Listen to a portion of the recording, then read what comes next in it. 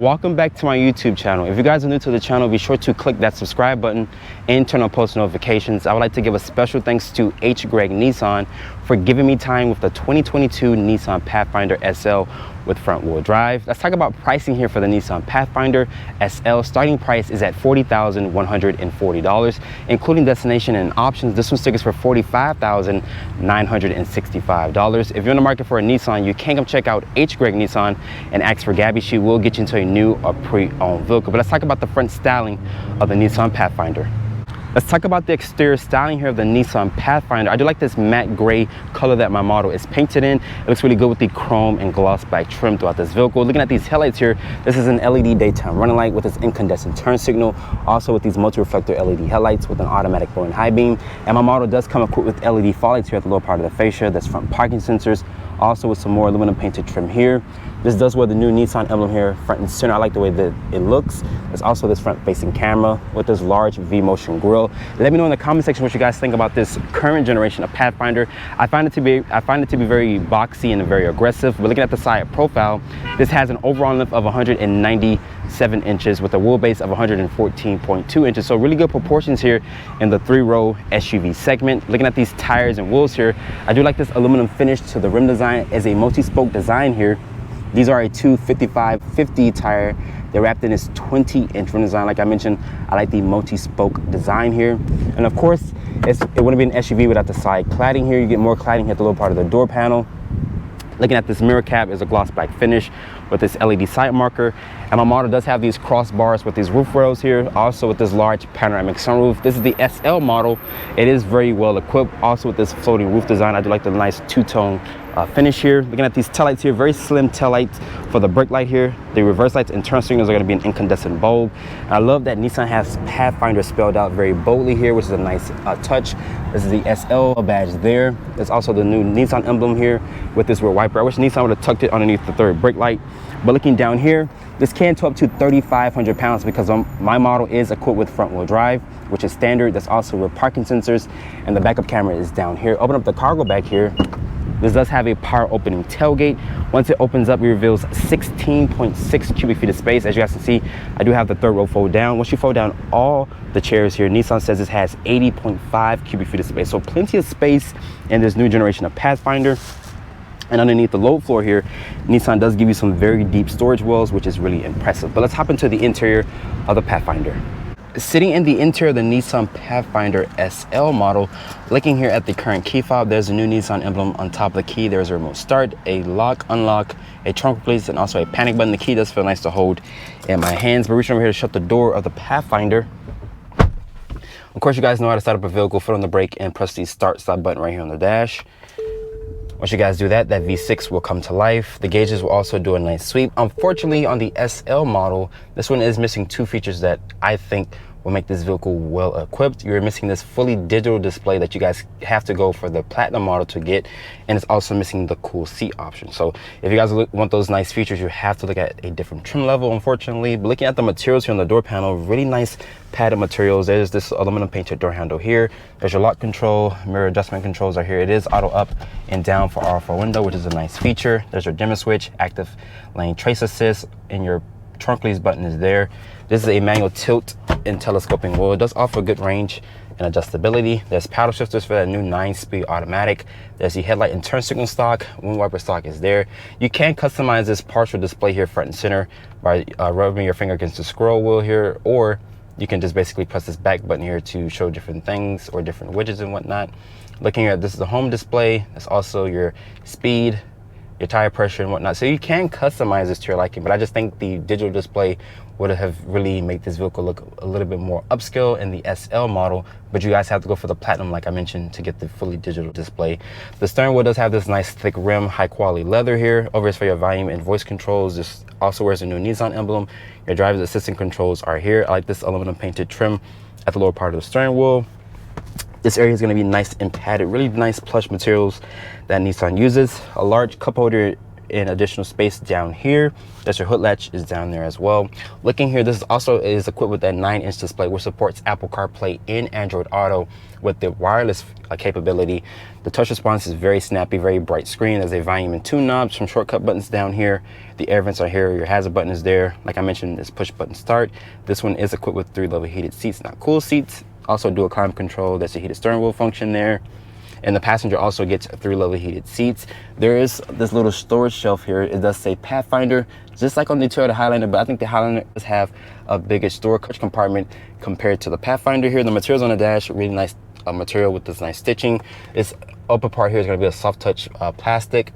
Above me is going to be this incandescent lighting throughout the cabin. Most owners might do LED for aftermarket. And above, there's this large panoramic sunroof, but it does not go into the actual third row. It does let a lot of light into this cabin. The seats are supportive and comfortable. I like the nice stitching here. Looking at the center console, putting the vehicle into reverse, you push up on the shifter here. It does reveal a top-down 360 view. There's trajectory with distance markers, and Nissan says this can tow up to 3,500 pounds. There's rear and front parking sensors. Put into drive, you push back on the shifter, and to go into manual, you do it again. And you press P for park. There's some storage space here, 2 cup holders. There's an automatic start stop button here, electronic parking brake. There's an auto hold. Your drive mode selector, which shows you sport, tow, standard, and eco, and also snow. So there's 5 different drive modes here. And the Pathfinder, my model, is not equipped with all-wheel drive. This area here is going to be nice and padded. Open it up, it does reveal a good amount of storage in there. There's some gloss black trim around the center console. There's a type C port, type A port, a 12-volt is there, a wireless phone charger. My iPhone 13 Pro Max does fit here on the wireless phone charger, which is really nice. So if you guys have a larger phone, just know that it can fit. Looking at the glove compartment, it does offer a good amount of storage in there. And my model also has that nice Bose audio sound system, which sounds pretty good. But overall, the interior of the Nissan Pathfinder is a huge improvement compared to the previous generation. Let's hop into the second and third row. Getting into the second and third row here of the Nissan Pathfinder, as you guys can see, very large opening here to the door, so you can get into the second and third row. Let's talk about the materials here on the door panel. I do like these manual sunshades here to block out the sun, which is a really nice feature. There's some nice stitching here. This area is going to be nice and padded with this aluminum painted door handle. The switchgear feels nice. There's also 2 cup holders here in the actual door pocket. This area is going to be nice and padded to rest your elbows. You get more storage and cup holder space down here. This is how you get into the third row via this button here, or you can use this handle to recline the seat or fold it flat. And there's also a button on the back of the seat if you guys were in the third row and you wanted to get out. But getting into the Nissan Pathfinder here, as you guys can see, I have plenty of legroom here. Nissan says this has 35.5 inches of legroom. If you guys go for the QX60, you have around 37 inches of legroom. So I'm not sure how Infiniti got those numbers, because this vehicle kind of rides on the same platform.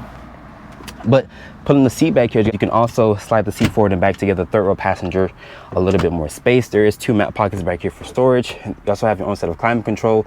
There's only 3-level heated seats. There's no cool seats. Unfortunately, Nissan does not offer that. There's a type C port, also with a type A port. And the floor back here is completely flat. My model is missing the bench seating, so you do have this center console here. There's 2 cup holders, also additional storage. I like the armrests. They're very padded and very supportive. The captain's chairs are supportive as well. I like the nice head restraints. They're padded, which is really nice. And the passenger also gets its own manual sunshades. And above me, there's this large panoramic sunroof here to let light into the cabin. There's going to be incandescent lighting back here. There's your air vents, and there's this grab handle. And you can remove this center console here if you guys would like, by pulling this plastic piece out, which is very simple. And there's this latch in here.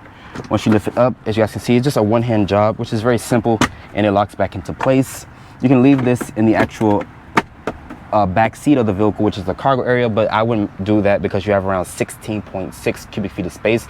So I might leave this home or in the garage. But if you guys want to have a nice alleyway to get into the third row, you have to remove this. But let's get back here into the third row very quickly here. Just press this button down here. As you guys can see, the seat will push itself up. Just push it more out of the way, and it does reveal a nice alleyway to get into the third row. But getting back here, I'm gonna sit behind this chair right here. This is what the chair at as far as setting. Keep in mind, I'm 5'8". I do have a little bit of foot space here, but I can access passenger here to slide the seat up just a little bit. Like I mentioned, there's a button here to get out of the third row, just in case you guys were back here. There's your air vents up top, and the lighting is up here as well. The person also gets their own air vents. There is Only one USB charging port back here, which is on this side of the vehicle. There's 2 cup holders, and there's this decent sized window here so you guys can look out of the window just in case you get claustrophobic. But overall, this has around 28 inches of legroom here in the 3rd row, so more legroom space compared to a Toyota Highlander, which is a very cramped SUV. The seats, Nissan didn't cheap out back here, very nice material. I do like the large head restraints here. You can also fold them down. There's a little tab in the back of the headrest. Once you do that, they fold down. But overall, the 2nd and 3rd row of the Pathfinder is very spacious and comfortable. Let's talk about the powertrain specs here for the Nissan Pathfinder. This uses Nissan's 3.5 liter naturally aspirated V6. This powertrain makes 284 horsepower and 259 pound-feet of torque. It is paired with a new 9-speed automatic transmission. Nissan has dropped the CVT transmission, so there's no more CVT for this current generation. If you guys want a CVT, you have to look at the previous model in order to get that transmission. But the 9-speed is a good transmission paired with this V6 here. And this can tow up to 3,500 pounds. And keep in mind, all Pathfinders still remain front wheel drive. If you guys want all wheel drive, it will be an additional option, and you can tow up to 6,000 pounds properly equipped, which is really good towing numbers if you go for the all wheel drive system. Fuel economy for this V6 is rated at 21 in the city, 26 on the highway, and 23 combined. Keep in mind, there's no electrification or no plug-in variant, so I would look at the other competitors if you guys are looking to get over 40 miles per gallon. Starting off in the 2022 Nissan Pathfinder, this is the SL trim. Just like I mentioned from the interior scene, this is the trim level that I would get because you have some really nice features like this panoramic sunroof above me. It lets a lot of light in the cabin. Also with this 9-inch display which supports Apple CarPlay and Android Auto. But let's talk about the powertrain specs. This is a 3.5 liter naturally aspirated V6. This powertrain makes 284 horsepower and 259 pound-feet of torque. So good numbers here from this powertrain. If you guys go for the Infiniti QX60, it will have a little bit more horsepower. So Infiniti up the horsepower compared to the Nissan Pathfinder. This is also hooked up to a 9-speed automatic transmission. There is no more CVT for this current generation of Pathfinder. So if you guys like CVTs, you basically have to buy the previous generation in order to get that CVT transmission. CVTs are good for fuel economy and also for performance. This 9-speed does a good job of downshifting and getting in the right gear. And this V6 does have a nice snarl from it. I like the way the V6 sounds. You can also fit your family in here because this vehicle does have 3 rows of seating.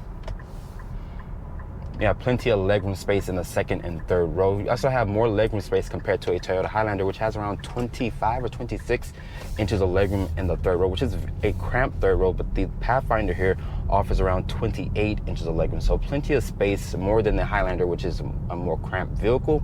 But just driving here, this vehicle handles really good. It's not really for track driving because it's a 3-row SUV. It's a family hauler, basically.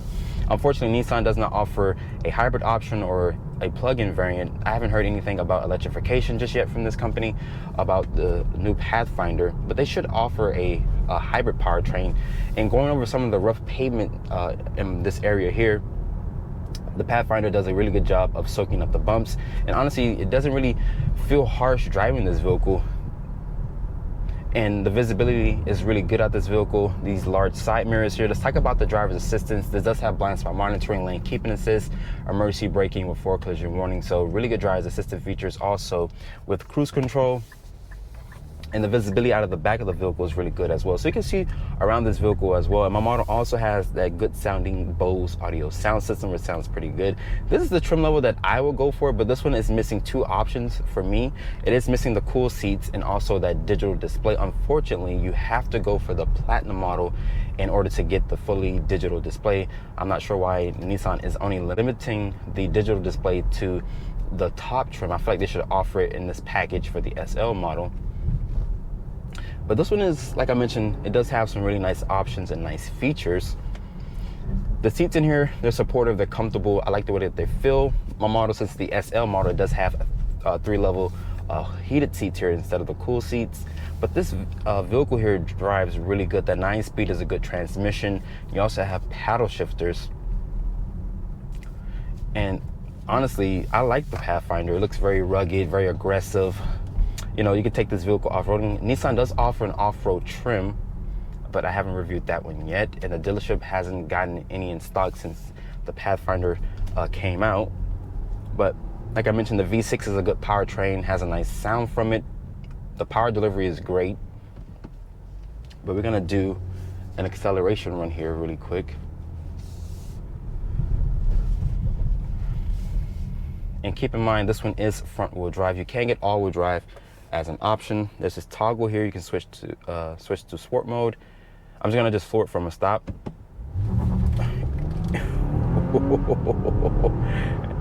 And this thing will get up and go. Like I mentioned, this is fitting over 200 plus horsepower to the front wheels. So it was kind of gripping for traction. I can imagine if I turn the traction off, it will basically roast the front tires, but I did keep the traction on. In sport mode, this vehicle will get up to speed very quickly. And that 9-speed does a good job.